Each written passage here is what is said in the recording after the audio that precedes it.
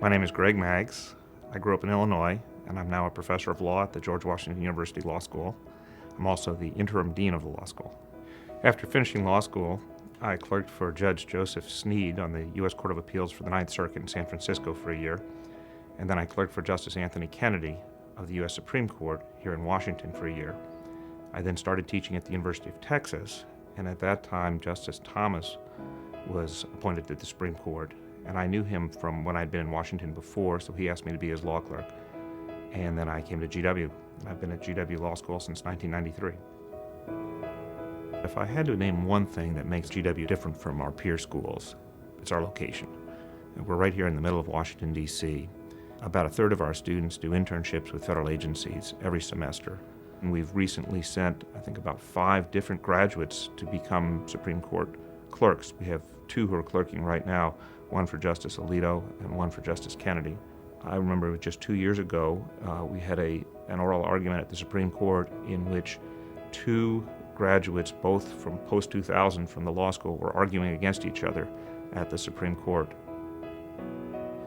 Justice Thomas came and visited one of my classes a few years ago, and he had such a good time that he asked if he could teach here. And I said, well, I think we could probably arrange it. And the 2 of us put together a seminar in which we look at the history behind big important cases. And there have been many histories that have been written about cases like Marbury versus Madison and Dred Scott and Plessy v. Ferguson.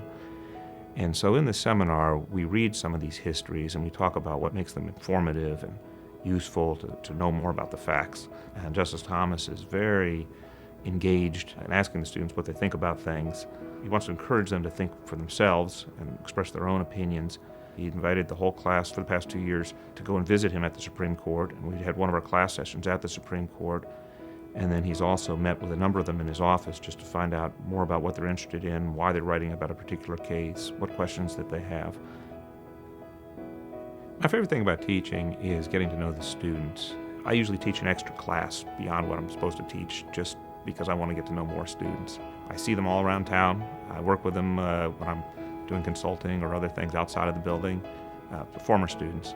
I have a long list of them that I keep in my office just so I'll never forget who they are. This is the George Washington University, and what we make is history.